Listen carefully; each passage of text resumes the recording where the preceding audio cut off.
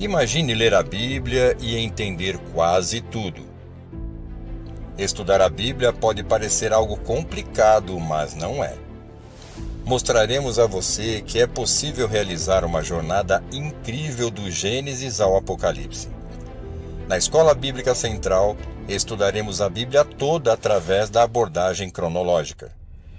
Venha ler e estudar a Bíblia com a gente. Juntos, investigaremos a cultura judaica e desvendaremos mistérios teológicos. Você aceita o desafio? Então se prepare para essa aventura espetacular que acontecerá aqui em nossa igreja. A EBC vive um ano de transformação e você faz parte disso. Estude a Bíblia e tenha a mente de Cristo.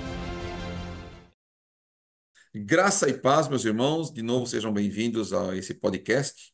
Desta vez será a nossa nona aula e nosso nono podcast, consequentemente. E falaremos dessa vez do livro de Juízes. Já acabamos aí, né, o Pentateuco, falamos sobre Josué e falamos um pouco sobre Jó também, né? Estão lembrados? E lembrando aos irmãos que estão nos assistindo aí que essa é uma iniciativa da Igreja Batista Central em Santo André. Nós estamos num projeto da leitura épica da Bíblia em ordem cronológica. Os nossos tutores, né, e os nossos apoiadores são os nossos pastores. E recentemente toda a igreja tem nos apoiado. Temos um grupo muito grande, graças a Deus, aos domingos aí frequentando a nossa escola e temos vários depoimentos dos irmãos que têm lido a palavra de Deus, têm feito os questionários em família.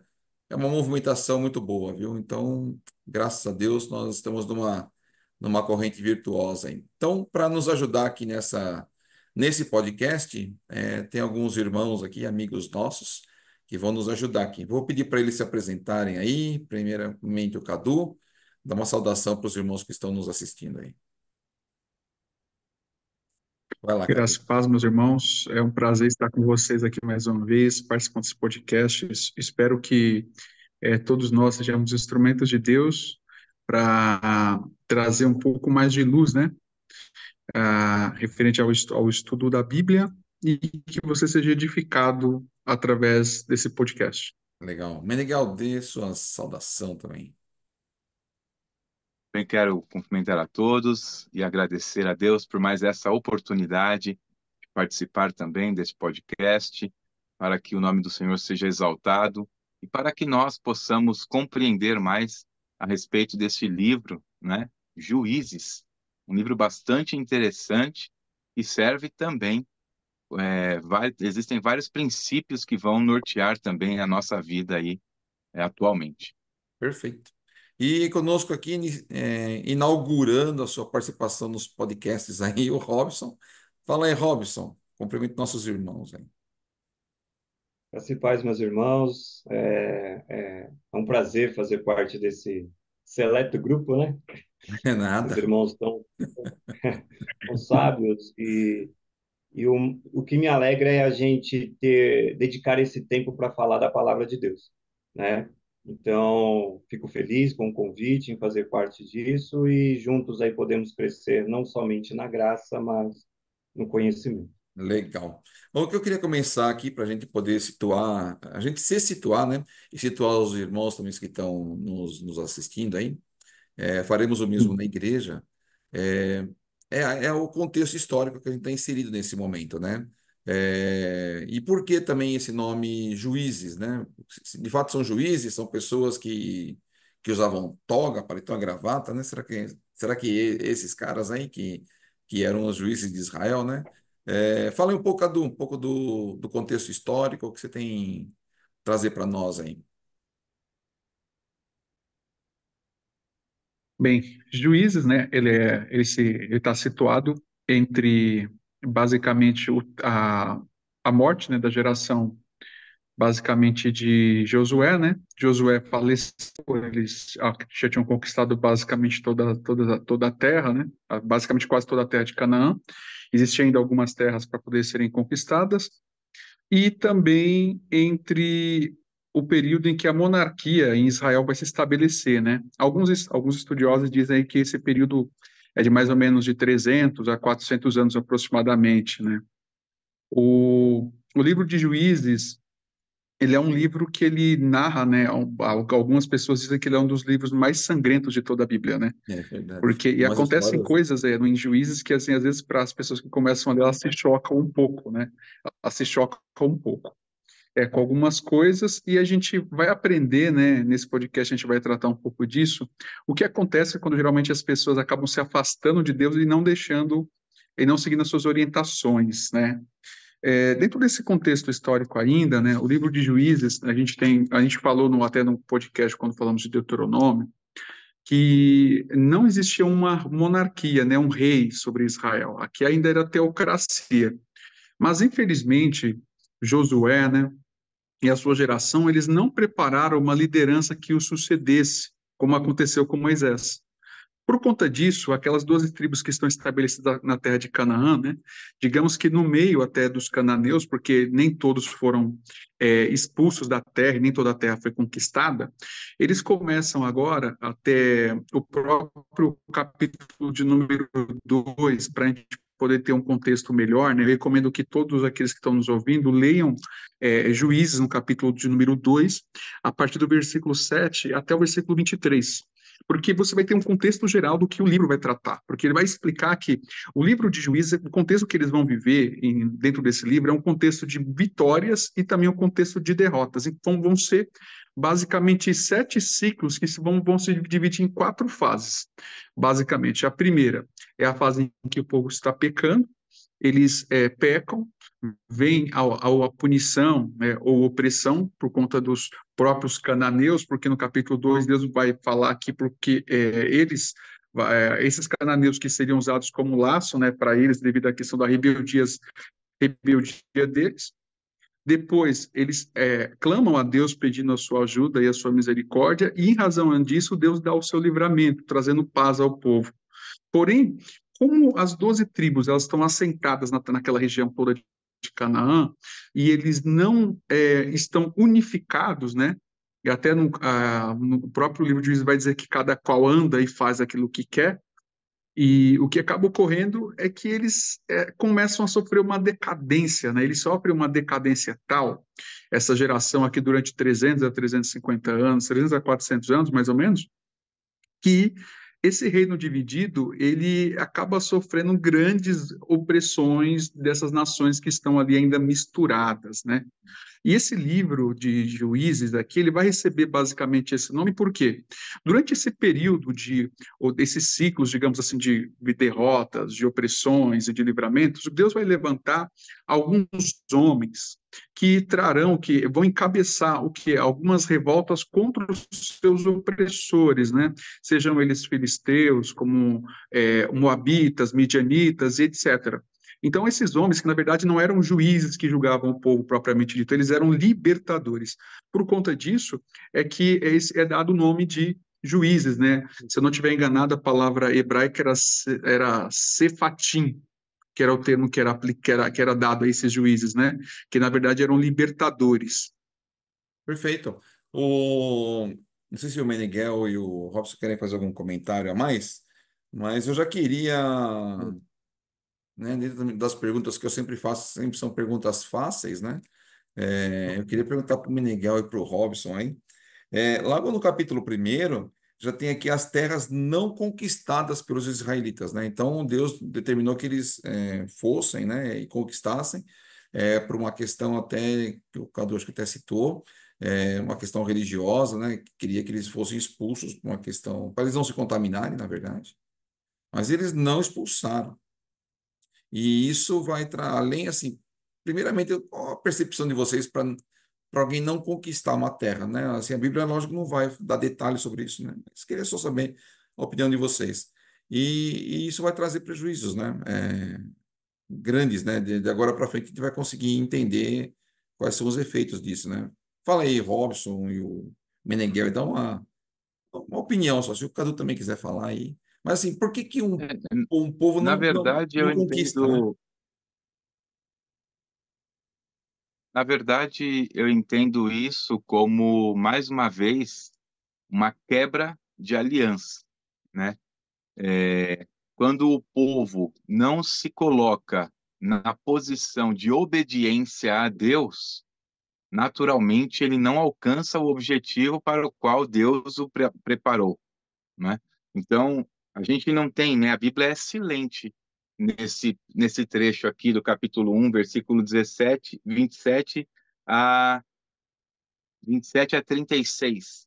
Ela não dá o motivo disso, mas como a gente vai ter a mesma visão teológica em Juízes que a gente tem em Deuteronômio, e a perspectiva teológica é a mesma, que é a guarda da aliança e a quebra dessa aliança, eu colocaria essa falta de conquista ou eu não consigo encontrar um termo aqui mais apropriado, mas o fato deles não terem conquistado, eu entendo que seria realmente por quebras de aliança em relação à obediência a Deus. Mas é opinião É.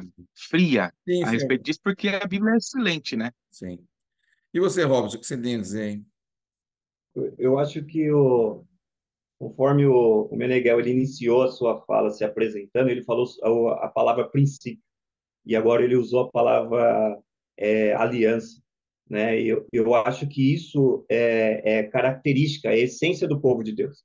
Deus chama um povo com identidade e ele não aceita mistura, né? Então, quando o povo quebra princípios, o povo quebra alianças, então, consequentemente, tem prejuízos. E um desses prejuízos foi não ter a plenitude da bênção que Deus tinha prometido, Sim. né? Eu entendo desta forma e caminho no mesmo pensamento que o Meneghel.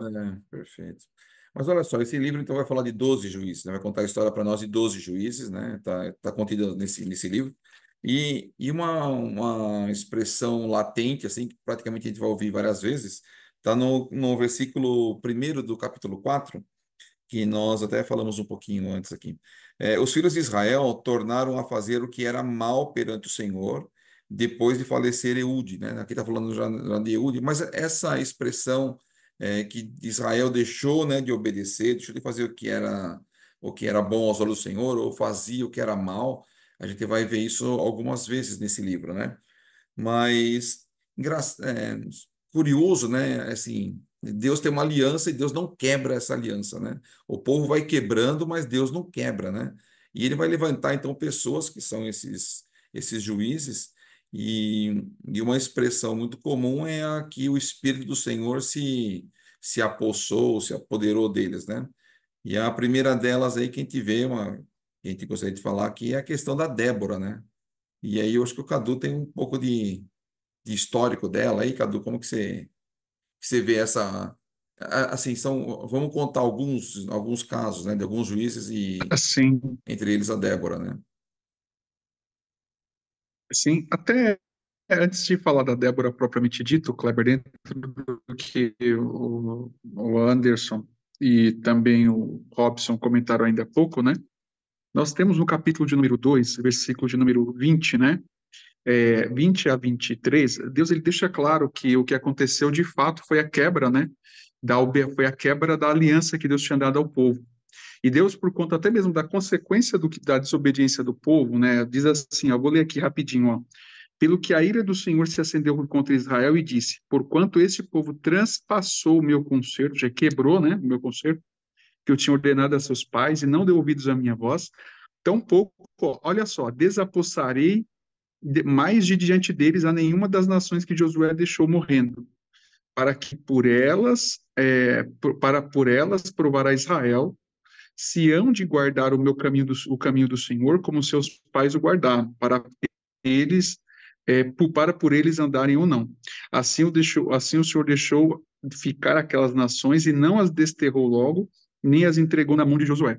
Ou seja, eles quebraram basicamente a aliança, porque, seja por comodismo, né, como por exemplo, se a gente pega as 2,5 tribos que ficaram na Transjordânia, do outro lado do Jordão, você percebe que basicamente eles se acomodaram, né? A própria história vai revelar que basicamente eles foram até consumidos, basicamente eles quase que somem da história do povo de Israel, porque eles acabam incorporando todas as nações e acabam desaparecendo. E o restante do povo, eles ficam totalmente acomodados, né, em razão disso também. E como o povo está, eles estão totalmente vivendo dentro desse contexto de se familiarizando, né, até se casando com as mulheres estrangeiras, e estão incorporando os costumes, e isso vai ficando, todo mundo vai virando assim uma república dos compadres e das comadres, digamos assim, né? E por conta disso o povo acaba relaxando e desobedecendo a ordem do Senhor. Agora, dentro desse contexto, o que a gente vai começar a perceber, né, dentro daquilo que você falou da questão dos juízes que vão sendo estabelecidos, Kleber, principalmente Débora, é o seguinte, que dentro de um reino que está totalmente dividido, né, porque são as 12 tribos que estão espalhadas ali, essas 12 tribos que estão espalhadas, né, cada qual vai basicamente fazendo aquilo que julga que é o melhor a ser feito. Não E tem dentro desse líderes nessa época, contexto, né, né? Meneghel, o Cadu e o Robson. Não tem líderes, na verdade. Esses caras, eles despontam para livrar, pelo que eu entendo, né? Pela leitura, assim, sempre estão envolvidos em guerra por esses povos aí, mas eles não têm um líder nato como era Josué, como era Moisés, né? Eles estão, assim, fazendo do jeito que querem mesmo, né? Na Isso, mas verdade, basicamente, Josué, no capítulo 17, eu acho que fica bem evidente isso, não indo para o final, mas usando o texto bíblico, diz: naquele dias não havia um rei em Israel, mas ele termina o texto falando: cada um fazia o que parecia bem aos seus olhos, Sim. né? Então ilustra exatamente. isso que tu está falando, né? E a realidade, né? E aí, Meneghel, o que que Na você vê desse verdade, cenário aí? o Josué não formou, né, um sucessor, né? Moisés formou um sucessor, Sim. foi Josué, mas Josué não seguiu o mesmo caminho, né? E isso, se o povo já era complicado com um líder, meu irmão, você imagina uma população daquela, É, de 3 milhões de tem um líder, né? pessoas, sem líder, Cadu. Tudo bem que era dividido em tribos, mas mesmo assim, não tinha um nome, uma referência É. para que eles pudessem recorrer, né? Então, é o que você disse, cada um buscava fazer o que achava correto. Por quê? É. Porque quando a gente não tem uma referência, isso serve para os nossos dias. É. Quando você não tem uma referência, você segue o seu coração e a sua experiência, né? Você segue o seu histórico. E certamente quem anda dessa forma acaba se prejudicando muito, né? E aí, Sim. assim, Inclusive, né, é uma sucessão de é o guerras, que né? fica. Uhum. O que fica bem registrado em Juízes aqui, por isso que Deus vai levantar, vai levantar pessoas, né, que eventualmente vão tentar colocar as pessoas no eixo, né, é que a tendência do homem é desviar-se de Deus. Isso fica muito evidente em Juízes, né? E, além disso, Deus vai usar as coisas fracas, né, que às vezes a gente acha que Deus não pode usar, mas Deus vai usar para a sua glória e promover o seu projeto, né? E a gente percebe o que nós acabamos de dizer, a necessidade de um líder, né? A necessidade de um líder. Inclusive, é nesse contexto que, basicamente, quem se levanta? A gente está falando basicamente no contexto onde a liderança era totalmente masculina. Uma mulher, ela é uma profetisa, que conhece o Senhor, né? As pessoas vão até ela, né? Basicamente para poder pedir, né? Consultar a Deus através dela. E através ela, né, embora ela não exercesse o sacerdócio, né, mas ela leva as questões dos homens a Deus e leva as questões de Deus aos homens, né? Vamos, digamos assim, profetiza, né, basicamente, e uma como fosse, e embora não fosse, né, a Bíblia é clara quanto a isso, ela não era sacerdotisa, mas ela apresenta as questões dos homens a Deus e de Deus aos homens.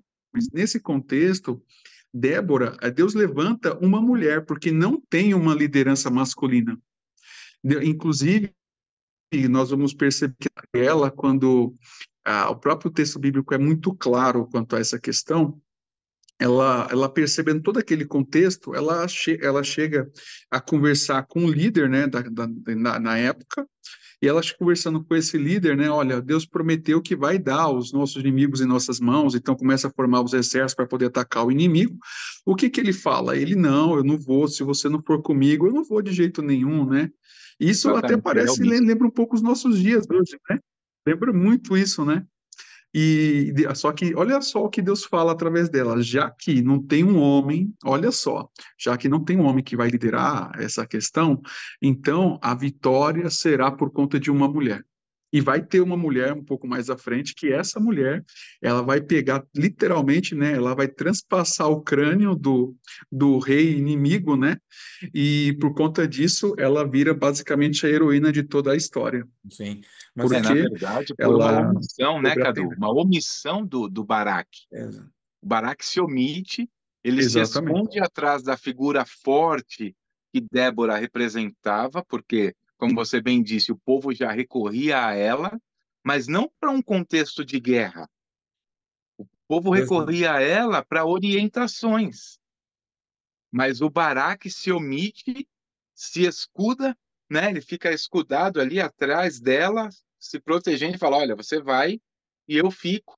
E aí ela sabiamente diz: Tudo bem, você faz isso, mas quando o Senhor der a vitória, essa vitória será acreditada a mim como líder e não a você, porque você se acovardou, né? sim, e uma aí, o Robson, o que você vê nisso aí, um cara que. Ele era guerreiro, né, Meneghel? O, Pois é, cara. ele era um guerreiro, né? Assim, de repente o cara falando, eu E só teve vou uma fé. se a mulher for Exatamente. comigo, né? Um, estranho, né, Robson? Fala aí. Eu acho que havia uma liderança, sim. Que havia uma liderança, só que não havia uma liderança espiritual. Não havia uma liderança pautada no desejo divino. E ao contrário de Débora, né?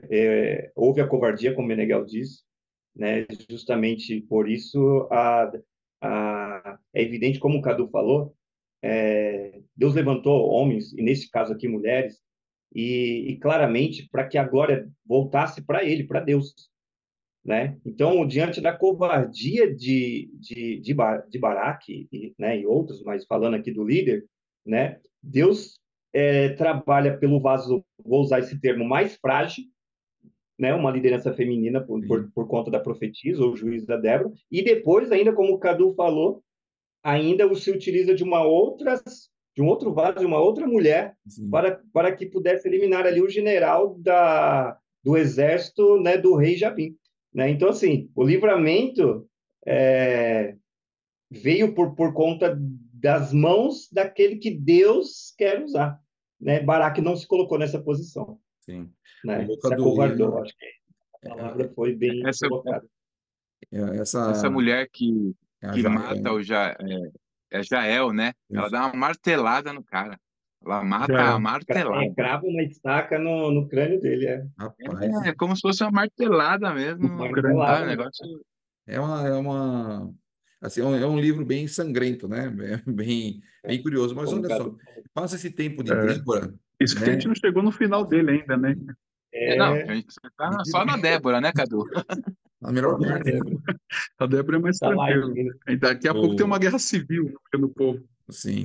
E aí, olha só, o livro de Juízes também vai mostrar algumas vezes é, que houve paz na terra aí durante 40 anos. Então, assim, as mesmas coisas que nós víamos no passado, as pessoas veem as grandes vitórias de Deus, parece que dão uma acordada, quebra os altares, faz aquele negócio, dá uma consertada, e aí 40 anos depois tem outra crise novamente, né? Então a gente percebe assim que. Aí eu queria o comentário de vocês, né? Parece que é uma geração, rapaz. É uma geração para as coisas se perderem totalmente. 40 anos é praticamente uma geração, né? E É então, uma geração. você vê 40 anos no Lá em deserto, né? Deuteronômio 6, esses números 40, 80 anos, de acordo com alguns autores, né, eles dizem assim que o autor não queria, o propósito do livro, na verdade, de Juízes, não é mostrar o contexto histórico, mas sim explicar as consequências, na verdade, do que acontece, as consequências espirituais de quando o povo está longe de Deus, né? O foco do livro é esse, não é mostrar todo o contexto histórico, né? Aí dentro disso, dentro do que você está falando, inclusive, Kleber, né? A gente percebe que esses ciclos, né, eles acontecem porque justamente não tem o que nós falamos no início, uma liderança espiritual, né? Basta uma única geração para que tudo se perca. Quando o pastor Gilson ele leu o podcast de Deuteronômio, o capítulo 6 de Deuteronômio, que ele fala sobre a Shema. A Shema, o que que é? É uma ordenança que Deus deu para que o Israel ensinasse, inculcasse às crianças os mandamentos do Senhor, né? E o que que falha? Como nós falamos no início, a geração de Josué não ensina a geração, os filhos deles sobre isso. Consequentemente, não tem uma liderança que tem essa preocupação, eles acabam se perdendo totalmente. A situação é tamanha, devido à questão da falta do estudo, da falta do ensino, da falta da passagem de bastão, vamos usar essa terminologia aqui, que lá na frente o povo de Israel, os próprios israelitas estão cometendo os mesmos atos que nós vimos em Gênesis, no capítulo de número 18. Lembra-se de Gênesis 18, Exatamente. quando a população de Sodoma e Gomorra chega na porta de Ló e pratica abusar sexualmente dos anjos, né, que foram tirar Ló de Sodoma e Gomorra? O próprio cidadãos de Israel, de uma das tribos, querem fazer isso em relação a um levita, chegando inclusive a praticar estupro coletivo com a concubina do levita, o que causa uma guerra civil no meio do povo de Deus, onde cerca de milhares acho que se eu não estiver enganado, acho que foram benjamitas, que a tribo quase foi extinta. Então nós vemos que essa falta de passagem do bastão, né, para a geração seguinte é algo extremamente perigoso. Graças a Deus que nós temos essa preocupação de ensinarmos os preceitos do Senhor para os nossos filhos, e a gente também está numa igreja que tem essa mesma preocupação, né? Mas o Maniguel e o Robson queria comentar também. Tem outro fator também muito importante, né? É assim, além de talvez eles não forçarem essas questões com os filhos, né?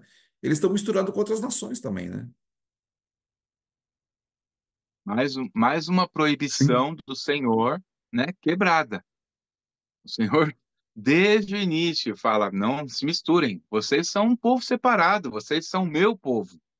Mas a dureza de coração do povo faz com que eles cheguem a isso, né?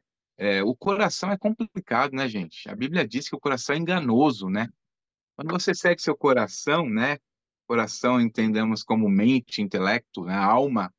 Quando a gente segue os nossos desejos, as nossas próprias paixões e deixamos a lei do Senhor, a obediência da lei do Senhor de lado, é erro, É é verdade. pecado. Ô, Robson, como você vê isso? Porque, assim, eles falham, né? Porque se envolvem com outras nações, aí sofrem uma guerra, geralmente, e Deus levanta alguém, vamos falar outras vezes disso, eles são libertos e eles não expulsam de novo os caras, eles continuam com a turma lá, né? É E um, é um ciclo vicioso, vamos colocar assim, de insistir no mesmo erro, né? O Menegal ele está batendo numa tecla que é interessante. Por quê? Porque geralmente nesses ciclos o povo ele se aproxima, ou seja, tem o ápice de se aproximar de Deus, então está dentro da presença, da obediência. Então nós temos paz, nós temos, né, ali o que Deus quer. Só que quando o povo começa a se misturar, a desobedecer, ele vai se afastando desses preceitos e desses conceitos, né? Aí volta nisso que o Menegal está falando. O coração do homem é enganoso. Provérbios fala isso, né? Falando que há caminhos que para o homem parece bom, mas o final deste caminho é morte, é, né? Então assim, quanto mais se afasta de Deus, mais ele começa a tomar as suas próprias decisões, não conforme Deus quer, mas conforme o seu coração, a sua mente, os seus desejos. E isso totalmente influenciado, como o Kleber está querendo, né, e está chamando a atenção, pela influência desse povo que não deveria estar ali, né? Então isso influencia nos filhos, na questão litúrgica, espiritual e em tudo é influenciado, né, desta forma. Então, persiste no erro, né, vamos é, colocar assim, é. persiste nesse erro. Então, Aliás, o juízo acaba sendo inevitável é, para que o Deus possa trazer esse povo novamente, né, para onde ele quer que ele esteja. e depois, assim, Só pegando um gancho e finalizar esse ponto, acontece aí quando há essa mistura, acontece um aculturamento. A Exato. cultura pagã, ela passa a fazer parte do povo. Por quê? É o que o Robson acabou de falar. É, tudo o que o povo pagão pratica, ele vai entrando também dentro da seara, né, do arraial, né? Do Sim. arraial do povo de Deus, e ele vai tomando força e o povo vai endurecendo o coração. Por quê? Porque esse aculturamento, ele distancia o povo de Deus do seu Deus. Sim. Mas aí, né, Cadu, a gente vê até que nem casamento, né? Eu já tô 20, mais de 25 Sim. anos casado já.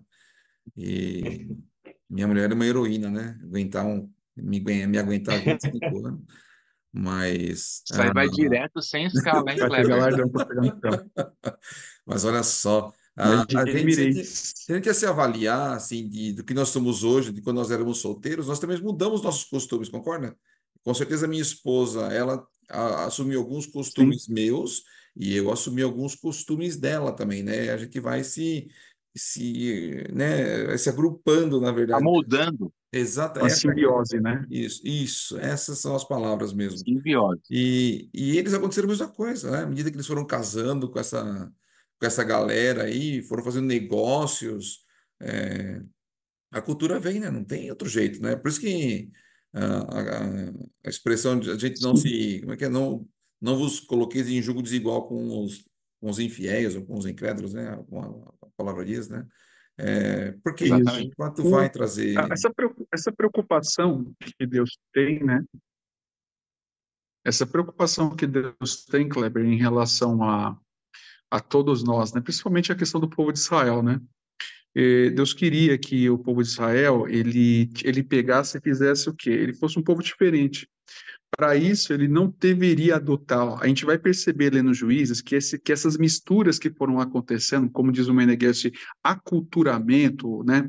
Esse processo de adotar a cultura do outro, faz com que eles percam essa característica de serem povo de Deus, inclusive. Esqueçam os ensinamentos que eles aprenderam. Quando a gente vai perceber, a gente vai, por exemplo, perceber isso muito bem, isso vai ficar muito nítido, né? Em alguns personagens. Por exemplo, né? A gente fala quando a gente percebe, por exemplo, a questão de Jefité, né? Nós conversamos até um pouco antes de começar, a gente vai perceber que ele tem uma ideia de Deus como se Deus fosse a princípio um Deus cananeu, porque ele faz um voto de oferecer a sua filha, né, em sacrifício, sendo que isso é proibido, né? Inclusive está bem descrito no Pentateuco. A gente vai perceber isso também, principalmente em Sansão. Sansão era alguém que ele tinha uma tendência para a mulher proibida, né? Se Salomão escrevesse provérbio já tivesse escrito naquela época, né? Ou fosse contemporâneo dele, ele ia falar que se inspirou nele, né? Então, basicamente assim, esse processo, né? Esse processo que ele vai tendo de basicamente o que ele querer se misturar com as mulheres pagãs. E a gente vai perceber que, inclusive no caso de Sansão especificamente falando, a questão é tão severa em relação a essa questão das misturas, desse jogo desigual aí, que isso vai custar a própria vida de Sansão. Exato. Porque a rebeldia, né? Ele sabe, ele recebe sanção diferente, por exemplo, de outros juízes que a gente pode destacar, ele tinha uma orientação, né? Sim. O seu pai, os seus pais tinham orientado ele quanto à questão dele ser um nazireu, do que ele poderia, do que ele não podia. Ele tinha um conhecimento, dá a entender que ele tinha um conhecimento prévio da lei. Então, ele não era qualquer pessoa. Inclusive, o texto, né, quando a gente lê a história de Sansão, por exemplo, descreve de forma bastante clara todos os pontos do que ele deveria e do que ele não deveria fazer, e destacando que ele tinha ciência daquilo que ele estava fazendo, né? Mas, ô, Por quê? Cadu, Tome cuidado com essas relações, né? sim. Tome cuidado com quem você anda, né? Isso, mas já falando já de Sansão, né? Vamos entrar nessa vereda aí, né? Ah, você falou, né? Ele já era nazireu, né? Os pais dele, né? Existe a lei do nazireu, né? A gente viu um pouquinho lá nos livros que nós já estudamos. Mas ele era um cara assim, ao meu ver, ele era um cara um pouco arrogante, né? Não era uma pessoa muito humilde, né? O negócio dele era botar para arrebentar, né? Ele não tinha meio termo, Você né? sabe, você sabe, o Kleber, que tem um. Tem um termo, tem um louvor infantil da turma A Vida é uma Viagem, que diz assim: Sansão, o fortão do cabelão, que tinha a cabeça do tamanho de um grão. Porque Sansão, ele tinha essa arrogância, ele era forte, ele tinha essa arrogância e ele não se dobrava, né? Ele tinha, Sim. vamos dizer assim, ele era de dura cerviz, o Sansão. Ele não se dobrava, ele só vai acordar para a vida quando, de repente, no último momento de vida dele, é que ele acorda para a realidade. Só que ele não se dobrava. Ele não se dobra diante de Deus, né? E O- ele se deixa levar pelos seus próprios instintos, né? sim. Isso é até uma alerta, né, para a geração atual, né? Porque às vezes é muito normal, né, Meneghel? A gente ser conduzido, a gente querer ser levado, querer se estribar no nosso próprio orgulho, nossa própria capacidade, nossa própria força, né, Robson? Só que na realidade a gente tem que aprender que tudo vem de Deus, né? Sansão ele só percebe que ele cometeu o erro quando ele vai se tentar se soltar na terceira tentativa, quando ele vai tentar escapar de Dalila, e que ele percebe que o Espírito do Senhor saiu dele, que ele não tem mais aquela força que ele tinha. Aí ele sente, né, que ali de e agora? Agora estou sozinho, Agora. né? Na verdade, Cadu, essa arrogância que você apresenta, né, que você apresenta a respeito de Sansão, faz com que ele se torne um tolo, né? Porque o cara é tão arrogante, ele se acha tão bom, que a mulher tá ali instigando e ele tá, você não me pega. Peraí, será que o cara não tem um senso crítico de falar, peraí, eu não posso realmente falar a real, porque quando Exato. eu falar a real, ela vai me pegar. Sim. Parece que o cara perde o senso crítico. Na verdade, o que a gente vê com Sansão é que ele é um homem de caráter inconstante, né? Sim. Exatamente. Ele perde o respeito pelos pais, ele perde a separação como nazireu, ele perde o controle sobre a língua, e aí ele perde a calma. Ele é inconstante, ele Sim. não é um cara equilibrado, né? E Mas ele o, era uma criança promissora, sim. uma criança Uhum. totalmente promissora, meu Deus, Mas o né? O Robson, que dizer de... o que eu vejo também é que ele já começa desonrando os pais, né, Robson? O que você vê aí Exatamente. né? Isso voltamos, né? Não queremos ser redundantes, mas voltamos a falar em quebra de princípio, né? E não foi por falta de orientação, né? Vocês são pais, aqui né, já tem bastante tempo de casamento, de casado, né? Mas temos alguns princípios dentro daquilo. Eu fui educado, né? Tenho 38 anos hoje, todos eles dentro da casa do Senhor, formados pelos meus pais dentro da casa do Senhor. Então, existem alguns princípios aí, só que a decisão é minha. E eu vejo que Sansão foi desta forma. Os pais falaram, mas não tem mulher aqui dentro, né, o seu povo, e ele decidiu, não, mas eu quero É aquela. aquela, né? Então, assim, a desobediência, a não honrar pai e mãe, a orientação. Eu sempre falo assim que mãe tem uma intimidade diferente com Deus, né? Eu lembro que naqueles meus momentos de adolescência e juventude, uma das vezes mamãe falou assim, ó, um dia você vai querer e não vai poder. E essa palavra se cumpriu. Não foi profecia, foi palavra de mãe, né?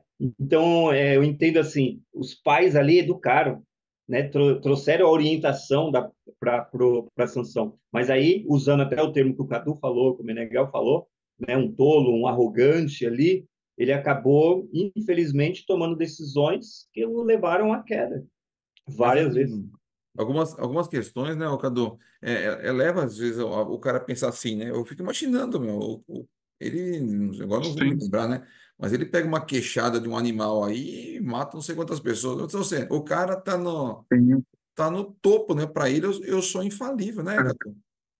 É, Sim, aí são dois pontos importantes para a gente destacar em Kleber. Porque, assim, ó, o primeiro é o seguinte, né? Apesar de todo esse contexto que a gente está falando dessa sanção, que ela é, como diz bem disse o Beneguel, ele tem um caráter inconstante, né?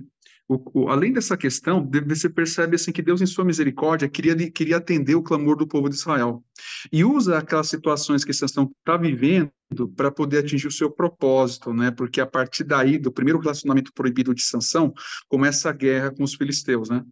Então, porque os filisteus eram um povo que na época, quem que eram os filisteus? Eles eram uma nação guerreira, né? A gente pega isso desde Números, né? Quando Deus ele estabelece e determina o caminho pelo qual Exato. o povo de Israel devia seguir. E os filisteus, eles eram tidos até mesmo como piratas, né? Eles já desbravavam os mares, né? Para poder conquistar e etc. Então era um povo extremamente guerreiro. Então Deus usa até mesmo esse personagem aí, né? Usa toda a situação para o seu propósito, né? Isso até tem uma aplicação espiritual, né? Que Deus pode usar toda e qualquer situação para atingir o propósito dele. Agora, tem um preço a ser pago. Esse é o primeiro ponto, né? Sim. O segundo ponto importante é que a gente aprende com Sansão uma coisa extremamente importante. Qual que é? A queda nunca se dá de uma única vez. A queda, na verdade, é um processo, né? Porque, conforme nós falamos, a desobediência de Sansão começou quando, né? Começa lá atrás, mata o leão, ele vai lá, ele matou o leão e foi lá tirar o mel do cadáver, né? Leva para os seus pais e não fala qual é a procedência. Depois ele vai lá e se encontra, assim, quer casar com uma filisteia. Aí ela pega, ele vive em Sansão, ele não aprende as lições, ele vai vendo ciclos onde ele repete o mesmo erro, né? Ele pega aí a moça, né? Ela é constrangida totalmente com a família por outros cidadãos, devido ao enigma que ele faz. Aí ele revela para ela vai lá e revela para eles. Já Aí começou aí, né? eles têm e por aí vai. Quer dizer, e a gente vai vendo que até a chegar em Dalila, a queda é um processo. Então a gente tem que tomar cuidado, pedir para que Deus nos mostre onde estão os nossos erros, para que a gente aprenda com os erros dos outros, para a gente não cometer as mesmas coisas. E também, se nós estamos no caminho que não devemos caminhar, pedir para que Deus nos conduza, como o pastor Edmar pregou outro dia, né? Para que, pela graça de Deus, não quebre a nossa patinha como ovelha, né? É isso mesmo. Mas olha só, a Tem um gente. comentarista aqui que fala uma curiosidade sobre Sansão, achei bem legal, gostaria de ler aqui rapidinho. Fala assim: durante 20 anos, ele foi defensor do seu povo, mas não conseguiu agir como seu líder. De acordo com o Joseph Parker, Sansão foi um elefante quanto à força, mas um bebê quanto à fraqueza. É isso É o mesmo, mimadão, né? é verdade. É o mimadão. O Robson falou: olha, os pais orientaram, você não vai tomar mulher lá fora. Não, mas eu quero aquela. É o mimado. Parece que o cara, vocês comentaram, um cara de dura servil, né? É. Ele é um cara Finado, né? obstinado. Obstinado. Meu Deus. Uma expressão que a gente tem, olha nos outros, né? Esses caras, esses juízes, né? Via de regra, a expressão e o Espírito do Senhor se apoderou dele. O Espírito do Senhor se apossou dele. Então, tem várias vezes esse versículo, né? A pergunta é, É. será que não tinha gente melhor, não? Como que é a visão de vocês? Porque esse Sansão é triste, né, rapaz? É assim, Deus conhece o coração dele melhor do que nós estamos falando aqui, né? Mas por que que Deus escolheu ele, né? Será que ele era o melhor da tribo? Será que ele era quais foram os predicados, né? Que Deus viu nele para colocar nele o espírito para livrar ele da mão dos filisteus, né? Essa é a questão. Fala aí, Robson. Meneghel, É o judio, né? Eu acho É, que Cadu. eu acho que na sua pergunta nós já encontramos ali um princípio de resposta. Por quê? Porque se nós olharmos até, por exemplo, a vida de Gideão, né, nós vemos esta escolha. Não era um grande exército, era os 300. Por quê? Porque a capacitação viria do alto. Poderia vir homens ou mulheres ou outras situações melhores, poderiam vir, mas sempre a orientação, o melhor vai vir sempre do alto, né? Vai vir de cima, né? E quando eu olho isso, não é à toa que ele usa este exemplo. Por quê? Porque Sansão nada mais é que o retrato de Israel, né? Como no Antigo Testamento todo, como o retrato da igreja, como o retrato nosso dos dias de hoje, né? Então, assim, esse ciclo, talvez essa arrogância, né? Se não vigiarmos, né? Usando um termo aqui, um texto bíblico, Paulo escrevendo aos Gálatas, ele fala assim sobre cair num erro, cair no pecado, ou cair numa ofensa, dependendo Tradução, né? da tradução da Bíblia. Ele diz assim, ó, Cabeça. irmão, se algum homem chegar a ser surpreendido em alguma ofensa, esse surpreendido é algo que vem de repente, mas nem sempre é assim. É aquilo que o Cadu falou. Às vezes, o negócio vem gradativo, como foi com Sansão, e as coisas veio chegando, né? As ciladas veio vindo e ele acabou caindo. Infelizmente, Sansão retrata uma realidade que foi e continua assim, até os dias de hoje. Tentando responder um pouco o Kleber, né? Não tinha alguém melhor? Por que é que Deus escolhe, né? Na verdade, é para que também não haja mérito humano, Nenhum, na minha visão. nenhum. É para que toda a glória seja dele. Porque se você imagina, se o Sansão não pisa na bola, se o Sansão segue ali a vida direitinho, de quem é a glória? Dele. Mas o Senhor não divide a glória dele com ninguém. É, Então eu entendo que essas fraquezas, que é peculiar da raça humana, né? Dado ao pecado, que nós já aprendemos lá na primeira aula, né? Devido ao pecado, essa fraqueza humana, ela tende a remeter qualquer conquista a Deus. Então não importa se tivesse alguém um pouquinho melhor que ele, não faria né? diferença, Por que né? é que Deus escolheu? Porque todos pecaram. Porque todos pecaram, né, Kleber? É verdade. E destruição da glória de Deus. Então, é É todo mundo pura ruim. graça e misericórdia. Tem Exatamente. tem um escritor que ele fala assim, Deus usa as coisas fracas, como vocês falaram, ele chama até, ele pega desses juízes, né, e ele chama assim, os sete improváveis, Então, né, porque ele pega, por exemplo, ele pega Gideão, vamos tirar Sansão um pouco fora, porque Sansão vem de uma família, né, que tem um pessoal tem um pouco de ensinamento, pouco mais de conhecimento da é, lei, mas se ele, você pega, quando a gente pega, por exemplo, Otiniel, Jefté, a gente pega até mesmo outros personagens de juízes, a gente vê como que Deus os usa, né, para trazer livramento para a nação de Israel.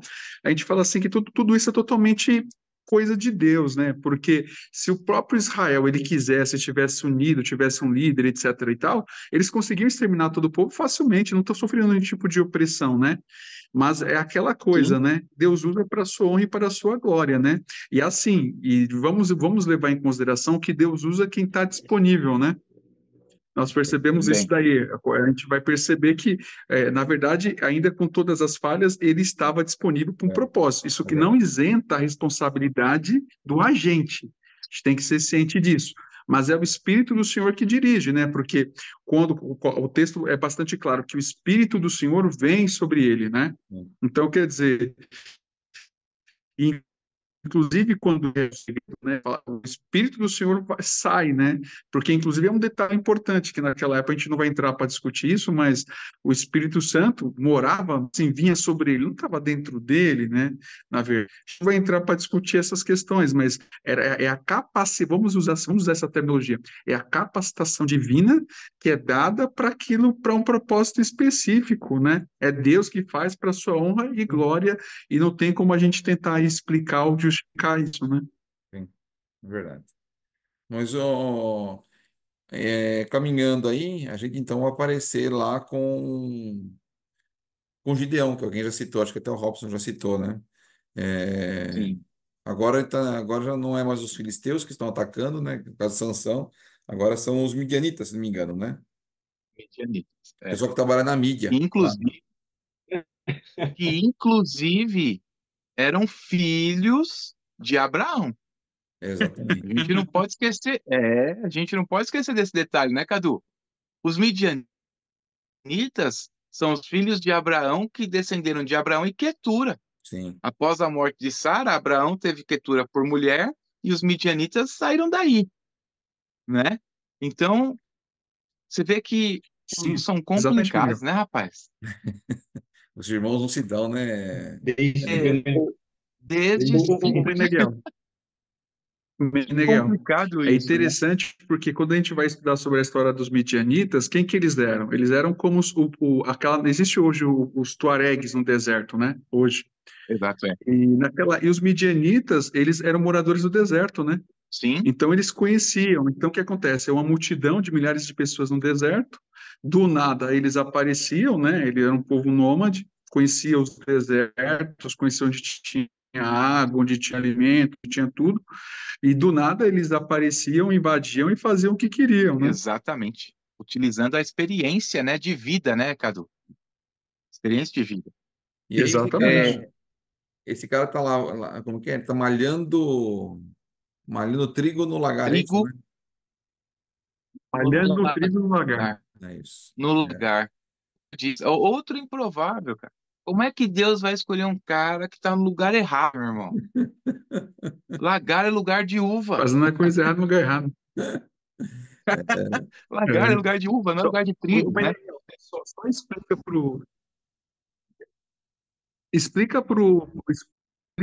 para que de repente a gente entende isso, mas de repente quem está ouvindo não sabe o que é o lagar, né? Sim, Então, o lagar é o.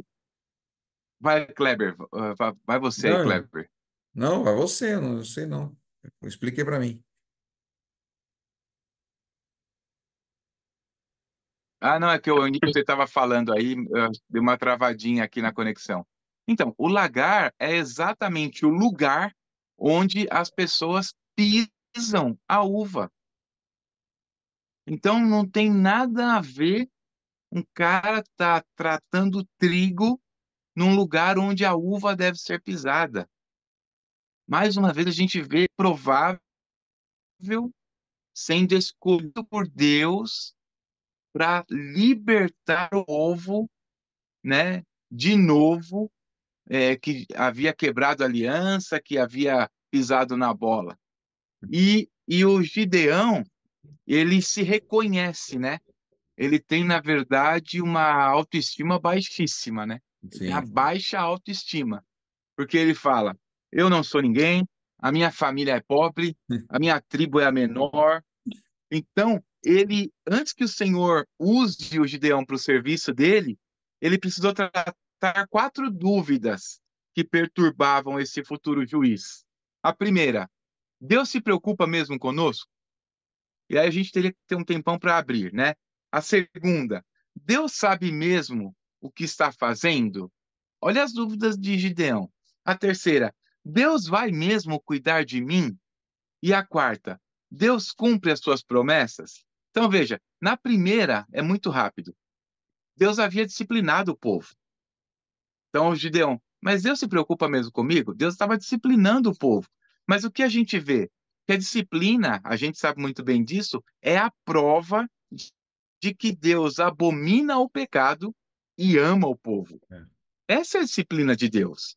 Então, Deus se preocupa? Sim, com certeza ele se preocupa. Deus havia repreendido o povo. Capítulo 6, versículo 7 a 10, a gente vai ver que há uma repreensão de Deus com relação ao povo. E aí o anjo do Senhor, que, né, vem mais uma teofania aí, né, Cadu? Provavelmente o Filho de Deus, provavelmente Jesus Cristo ali, né? Havia se dirigido a Boquim para censurar Israel pelos pecados. Então, a gente vai ver que o propósito dessa disciplina é levar os filhos de Deus a uma disposição para ouvir a sua palavra. E então ele vem e ajuda. Então, veja, ele disciplina, ele repreende e ele ajuda. Aí ele pergunta: mas Deus sabe o que está fazendo? A dúvida do Gideão é incrível, né? Como é que Deus vai buscar um cara que é o menor? Como é que Deus vai buscar um cara que não é guerreiro? É o Na improvável, né? verdade, se a gente pegar friamente, Kleber, o Gideão no comecinho ali, ele é meio covarde, né? Sim, sim, com certeza. É. Assim como o Baraque, né, Cadu e Robson, o Gideão, Sim. ele vira meio que um covardão ali, né? Senhor, não, eu não. Isso não é para mim. Isso é verdade. Mas o Menegal, você falou das quatro dúvidas, né? A três é uma das mais É, interessantes, né? Se Deus vai cuidar de mim, né? É, ele tenta interessante. três vezes, né? Para ver se Deus fala, para ele ter uma desculpa de não ir, né? Então ele faz Exatamente. as provas ali com velo de lã. Não sei se você pode detalhar para nós, o Sim, sim. irmão, hein? Na verdade, ele faz uns testes, né, com Deus, né? O que eu entendo com isso é que lá naquela época Deus não se importava muito com esses testes ou com esses votos. Mas é, pode ser que eu esteja com um entendimento errado. Se eu estiver, eu gostaria que vocês até me ajudassem com isso e também a quem vai nos assistir. Mas será que hoje, ao invés de colocar Deus à prova assim, aí eu queria que o Cadu falasse sobre isso, que ele está com um semblante bem amistoso ali. Será que se colocar realmente Deus à prova é o correto? Ou deveríamos, quando votarmos de uma forma um pouco diferente? Veja bem, a minha posição, por exemplo. Se o Senhor fizer tal coisa, eu retribuo de alguma forma. Esse é o voto que nós tínhamos lá na antiga aliança. Perfeito. Todo voto era assim, né?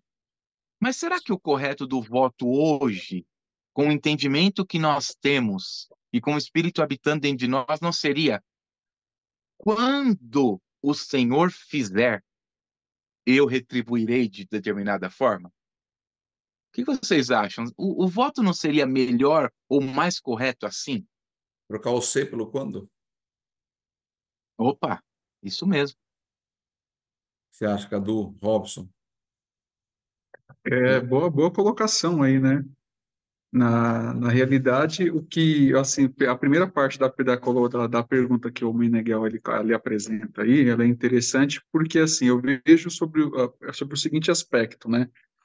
Primeiro, como o próprio Gideão, eu enxergo ele, apesar de ele ser um pouco covarde, né, assim, falta um pouco de, ele está com medo, e o próprio texto bíblico vai revelar que ele está com medo de enfrentar os midianitas, porque essa nação que é uma nação que, basicamente, assim, é uma nação sem, vamos dizer assim, eles sabem, eles são numerosos, né?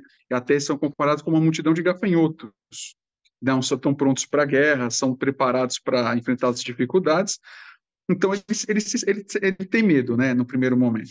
Agora, o que eu vejo também, o que eu quero destacar é que apesar disso, muita gente desanimou em Israel em plantar, porque o pessoal planta, eles vêm, arranca, destrói ou leva embora. Mas ele ainda Isso é mesmo. alguém que vai na contramão da multidão, porque ele vai num lugar improvável para tentar fazer o mínimo para a sua própria subsistência, né? Então, vamos dizer assim, ele não é um conformado, né? Vamos usar esse termo aqui, ele não é alguém que é conformado, né? Dentro do que o Meneghel tinha comentado.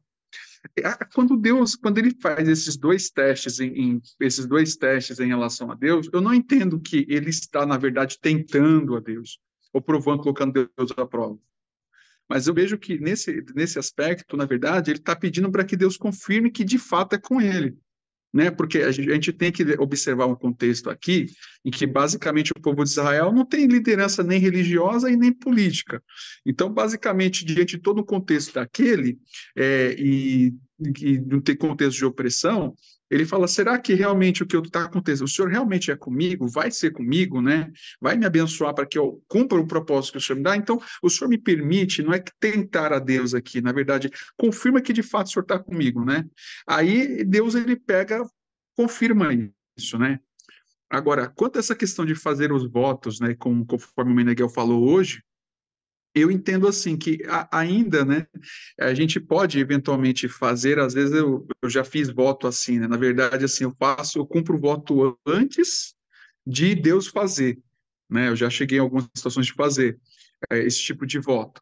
Mas, assim, eu entendo que tanto na primeira quanto na segunda situação, eu entendo que o correto seria fazer o quê? Antes da gente até mesmo receber a bênção, você já cumprir, porque eu creio, pelo fato de eu crer, não sei se vai ser agora, nesse momento, daqui a um mês, ou daqui a alguns anos, mas eu creio por conta disso, eu estou cumprindo.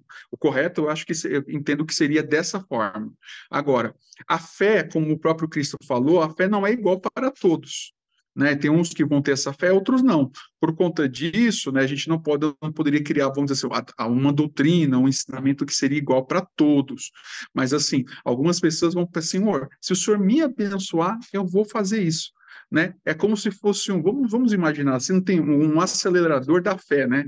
Ou um multiplicador da fé, né, minha nega? Vamos levar sobre esse aspecto. Então, olha, Senhor, olha, eu vou fazer, se o Senhor pegar, me dá um sinal que realmente vai acontecer tal coisa, eu vou fazer um voto que se o Senhor me abençoar dessa forma, eu vou fazer tal coisa. É como se fosse assim, olha, na verdade, o pastor Ari uma vez pregou na igreja, falando sobre dízimos e ofertas, ele falou assim, olha, tem pessoas que não ofertam porque não tem fé para ofertar. E está pecando por isso. Então, o que você tem que começar? Você faz uma oferta. Aí, se você quer, mas eu não tenho fé para dizimar, mas você começa ofertando. Depois Deus dá graça para você poder dizimar. Depois de dizimar, você dá os 10%, você contribui até mais do que os 10%. Você começa a ter fé para poder fazer votos, né, e outras contribuições. Mas tudo isso é gradativo, né? Então, respondendo até essa questão de forma mais objetiva, vai depender muito assim. Alguns vão ter fé de fazer o voto e cumprir antes, assim, olha, como eu creio que o Senhor vai fazer, eu já estou abençoado. Outro vai dizer assim, olha, eu ainda não tenho essa fé, ou quem sabe não tenho, às vezes, o recurso ou o meio de poder cumprir o voto. Mas assim, eu vou fazer assim que eu conseguir. Então, vai depender um pouco da fé aí. Tanto um quanto o outro, o ideal seria a primeira opção, né? De cumprir antes. Mas às vezes nem sempre, nem todo mundo vai ter essa fé, e aquele que cumpre não é que ele tem mais fé que o outro, né? Mas são contextos também diferentes, né? Então, não é bem uma doutrina, está lançando doutrina e nem que é para todo mundo fazer isso também, né? Ô, Robson, só para a gente concluir aqui, né? O assunto de Gideão e acabar com nosso podcast aqui. Ele foi visitado por um anjo, que, né, na visão dele, né, deveria ser um ser celestial. Ele não tinha noção de que era uma teofania, né? Mas ele foi visitado por um anjo. Ele colocou a lã, ficou, acho que não lembro se morado ou seca a primeira vez, colocou a lã de novo. E ainda teve que ir no acampamento, quando ele chegou no acampamento, e aí alguém contou para ele uma visão, né? Que é um sonho, que um soldado midian. Ele Sonho. ouviu, né? Ele ouviu Isso. um comentário dos soldados referente E a esse aí, sonho, confirmando, aí ele acreditou. aí ele acreditou. Eu vejo isso, meus irmãos, como insegurança. O Cadu falou aqui sobre que ele queria isso, só que o anjo já tinha falado com ele, eu sou contigo, capítulo 6, verso 2. Ele disse, eu sou contigo. Mas mesmo assim, ele tinha insegurança, né? Então, eu vejo como uma reação essas provas, né? Então, assim, e ele ainda estava inseguro referente à tarefa que ele haveria de fazer, né? E por conta dessa insegurança, as provas veio, né? Então, usando o termo que o Cadu falou, a falta de fé. A falta de fé naquilo que já foi prometido. Eu sou contigo, Sim. né? Se Deus é conosco, né? Então, mas aí eu vejo muito disso, insegurança, né? E quando nós não temos segurança nesse Deus, nós não cremos que ele é o refúgio, É não verdade. cremos que ele é a fortaleza, não E cremos tem um que outro, ele... e tem um outro detalhe, né, Robson? Aí, eu não querendo cortar você, mas é assim, Gideão põe Deus assim no sentido de Deus, ele pede sinais para confirmar que se Deus realmente vai fazer aquilo, né, Meneghel? Só que depois é Deus que vai colocar ele à prova, né? E três vezes, Sim, exatamente. três vezes, Também. hein? Mas Porque assim, depois, mas depois que ele está seguro, como disse o Robson, né? exatamente, mas depois, justamente, são graduações de fé, né? É Se Deus isso. fizesse Eu isso com ele acho antes, ele muito nem ia, assim, eu né? acho que é um tratamento de Deus, Sim. né? Aprovando, né, aquele que ele vai fazer, aquele que ele vai levantar, né? Então, há um amadurecimento, né, de Gideão nesse sentido. É isso aí, meus Mas irmãos. eu acho que para finalizar é importante falar sobre isso, né, Kleber? Muito rapidamente, né? Sobre essas três provas de Deus com relação a ele, né? Sim, sim. Primeiro, ele pergunta ele avisa o exército, né? Quer dizer, exército. Não é nem para chamar muito bem de exército, né? Mas ele fala para aqueles homens, né? 32 mil homens: olha, quem tiver medo de voltar para casa. Ué, cara, claro que tem medo.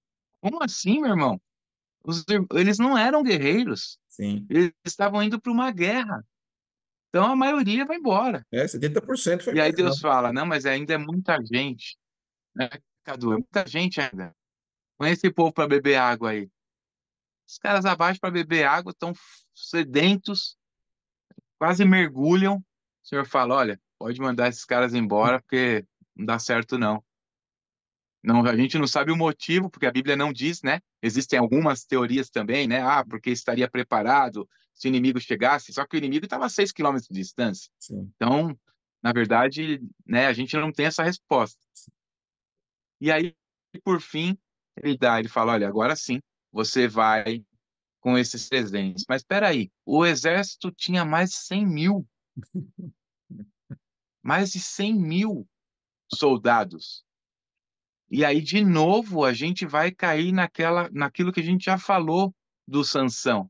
Mas Sansão era improvável, por que não pegou um cara melhor para mostrar a glória de Deus? Mas por que então Deus não permitiu que os 32 mil homens fossem para a guerra? Para mostrar a glória dele, porque é impossível vencer mais de 100 mil soldados com 300 homens com lanternas, chofar E e vaso de grito. Meu barro. irmão, é impossível. Não dá. É improvável, não tem como. Somente Deus poderia ter provido aquela vitória com aquela estratégia. É isso mesmo. E para os dias de hoje, né? Eu acho que é assim Se também, Deus né? quer fazer, está feito, né? Tá É, feito, Se Deus Cadu. quer fazer, está feito. é É verdade. simples Não tem. assim, né? Às vezes a É, gente tem um hábito de querer explicar as coisas que Deus faz, como Deus faz, né? A gente é muito bom nessas coisas, né? Mas se sim, Deus quer fazer, tá feito. Não tem justificativa, não tem razão, ele simplesmente faz. Para os dias de exatamente. hoje, Kleber, você falou essa frase, Sim. tá? Rapidamente. Pros dias, a gente não pode esquecer que é o mesmo Deus de hoje, né? É, Não estou falando dos irmãos, mas dos nossos ouvintes. Por que sim. que eu estou falando? Nós falamos muito aqui sobre os improváveis e falamos muito aqui sobre a glória de Deus. Prova disso, meus irmãos, prova disso. Sou eu. Eu nasci tetraplégico, Uau. não Uau, hein? mexia Essa, o pescoço para baixo. essa eu não sabia dessa. A maioria das pessoas da IBC não conhece esse meu testemunho, mas rapidamente não vou contá-lo. Mas toda empresa que eu entro, academia que eu faço, ninguém consegue explicar como eu ando, como eu faço o movimento, enfim, em tudo. Por quê? Todo diagnóstico humano, medicina, ciência, não entende o improvável. Então, Deus não somente fez, mas Deus continua fazendo. E eu vou usar aqui o que a gente começou falando. Foi por uma mulher, que foi a fé da minha mãe. O médico falou, não vai andar. Ela falou, vai andar. E ela entregou, me consagrou a Deus, e Deus me fez andar. Nem botinha ortopédica, quem é da época sabe, eu usei. Então, Deus é o Deus dos milagres, Deus é o Deus dos improváveis. E a glória, quando eu questionei, eu falei, Deus, por que eu? Porque eu tenho, enfim, eu tenho uma má formação nas costas, então Deus fez o milagre, mas fez, ó, carrega a cama com você para você Isso. lembrar que foi eu, né? Mas quando eu questionei, ele me fez lembrar de um texto ainda adolescente falando assim, ó, não foi seu pai, não foi sua mãe, não foi por causa de você, foi para minha glória. Então, É, por onde eu vou hoje, eu testemunho, eu testifico que esse Deus dos improváveis ainda continua fazendo. é verdade. Milagre não se explica, se vive, né? É verdade, né? E Exatamente. Muito obrigado, meus irmãos, pelas lições de hoje, hein? Aprendemos bastante hoje. Queria deixar um tempo para vocês darem um até logo para os nossos irmãos que vão nos ouvir, fazer suas considerações finais sobre o livro. E é isso. Muito obrigado aí pela presença de todos vocês. Começando pelo Cadu, aí vai lá, Cadu. O livro de Juízes, como nós falamos no começo, ele abrange um período de 400 anos, né? Quando a gente começa a ler e dando olhando os períodos de rebelião, de livramento, de opressão, né? A gente pode ser levado que eles passaram esse período de 300 a 400 anos, na verdade, basicamente perdidos, né? Mas só que não. Veja só, as consequências de viver na desobediência, de se basicamente fazer não da ser a lei de Deus, faz com que a gente acabe entrando num cenário muito pior do que aquelas pessoas que estão no mundo, né? É por isso que Paulo fala lá em Coríntios, né? Ele diz assim que a gente tem que ser espirituais, não carnais, né? Porque senão a gente acaba praticando as coisas piores do que o mundo, que as pessoas lá de fora faziam, porque foi isso que aconteceu com algumas das tribos de Israel. E o único caminho, na verdade, para a gente poder alcançar é, aquilo que Deus tem para nós é a obediência. É o caminho mais curto para alcançarmos tudo que a gente faz é por graça de Deus, irmãos. A gente não ganha as coisas por nosso mérito próprio, tá? Não estou dizendo isso. Mas o caminho para a gente poder desfrutar daquilo que Deus tem para nós é o caminho da obediência. Obedecer, na verdade, é um sinal de amor. A gente tem que aprender a trilhar esse caminho, assim como Israel muitas vezes aprendeu através do caminho da dor, né? Que Deus usava o inimigo muitas vezes para poder se mostrar para eles que eles estavam errados e que deveriam buscar a sua vontade, né? Então, que nós possamos guardar isso daí. Eu agradeço a oportunidade de estar participando mais uma vez dessa desse trabalho tão maravilhoso, né, Kleber? Então, eu agradeço a oportunidade de estar com o Meneghel, também com o Robson aí, com o Kleber, né? Deus seja louvado pela vida de vocês. É um prazer estar com vocês aí. Meneghel, Também quero agradecer a Deus pela vida de vocês. É uma satisfação muito grande poder participar desse projeto, que é um projeto muito bonito, né? Um projeto muito edificante. E o nome do Senhor certamente está sendo glorificado. E fazendo, me unindo ao Cadu nas suas palavras finais com relação à obediência, eu gostaria de falar também que Deus continua abençoando aqueles que vivem pela fé também. é verdade. Então, é importantíssimo nós termos obediência, mas é importantíssimo também nós andarmos por fé. Gideão estava quase sempre com medo. Sansão estava quase se sentindo o suprassumo, mas sem fé, isso nada resolve, não adianta nada. É verdade. Então, se alguém hoje estiver com medo, tenha fé em Deus, creia em Deus, peça ajuda a Ele. E se alguém hoje estiver se sentindo acima de alguém, ou da maioria, também peça a Deus que tenha misericórdia e viva por fé. É verdade. Muito obrigado por essa oportunidade também, meus irmãos. Robson, fala aí. Certo. Agradecer aí os irmãos esta oportunidade. Como o Meneghel falou, é uma oportunidade ímpar que a Igreja IBC está proporcionando em trazer esse cenário, essa visão, né, esse conteúdo bíblico, né, e esse aprendizado do livro de Juízes é falar que o Senhor continua e é o nosso juiz, né, e o mais importante, né, através do seu Espírito Santo, ele continua aí capacitando, levantando homens, mulheres para continuar a fazer a sua obra, né? E que a gente possa ter essa sede, esse sentimento de nos colocarmos na posição, com fé, como diz o Meneghel, para sermos usados na mão desse oleiro, né? Porque a obra não acabou, É, né? Deus ainda tem muito a fazer e eu tenho certeza que a IBC está nesse projeto de Deus para trazer aí ser relevante não somente em Santo André, mas na nação do Brasil. é verdade. Muito bom. E aqui acabamos então mais um podcast. Quero agradecer de novo Meneghel, Cadu, Robson e dizer aos nossos irmãos que estão nos assistindo muito obrigado também. Nosso projeto, de fato, estimular as pessoas, né, a lerem a palavra de Deus, estudarem a palavra de Deus, participarem conosco. Enfim, essa é a nossa função. Quero agradecer aqui os nossos pastores, os irmãos que nos apoiaram e nos apoiam lá na nossa igreja. Enfim, todos os professores, enfim. Muito obrigado, só Deus para retribuir aos irmãos toda a dedicação que os irmãos têm tido aí nas aulas e também nos podcasts. Deus abençoe, fiquem com Deus e até o próximo podcast, em nome de Jesus. Amém.